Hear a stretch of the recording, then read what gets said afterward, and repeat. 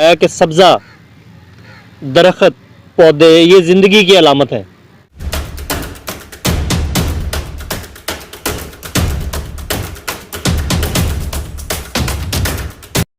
अज़ीज़ तालिब इल्म साथियों, अस्सलाम वालेकुम। जैसे कि हकीम साहब ने बताया कि सब्ज़ा, दरख्त, पौधे ये ज़िंदगी की अलामत है। आपने पिछले दिनों पढ़ा था कि मरीख पे कुछ सब्ज़े की एक लहर सी महसूस हुई, जो दूरबीनों के साथ जो तस्वीर ली जाती हैं तो उनसे उम्मीद पैदा हुई कि यहाँ पे ज़िंदगी मौजूद होगी। इसका मतलब ये हुआ कि सब्ज़ा, ग्रीनरी ये ज़िंदगी की अलामत है और ज़िंदगी के लिए ज़रूरी है।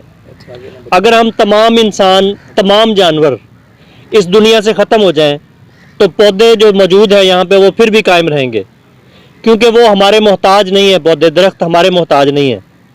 लेकिन अगर तमाम दरख्त और सब्ज़ा दुनिया से ख़त्म कर दिया जाए तो एक भी इंसान, एक भी जानदार ज़िंदा नहीं रहेगा।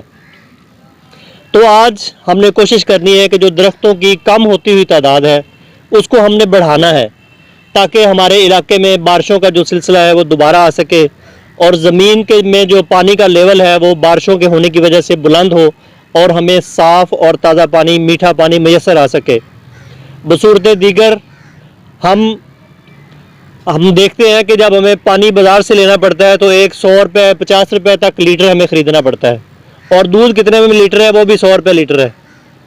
तो जो हम ज़मीन से जो पानी निकालते हैं बेताशा, वो बिल्कुल फ्री और मुफ्त लेते हैं। ज़मीन हमसे कोई पैसे नहीं लेती, कोई खुराक नहीं लेती, लेकिन वो क्या चाहती है कि उसके ऊपर पौधे और दरख्त लगाए जाएँ ताकि बारिशें आए और ज़मीन को पानी वापस मिल सके।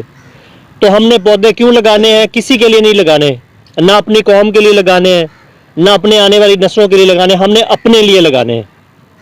वो कहते हैं ना कि फ़लाँ काम करें अपने कौम के लिए, लेकिन हम ये पौधे अपने लिए लगा रहे हैं, अपने बच्चों के लिए लगा रहे हैं, किसी पर एहसान नहीं कर रहे।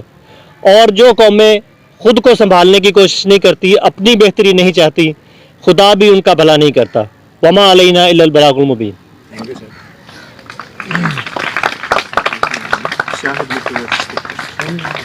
गुलाम रसूल पाकिस्तानी।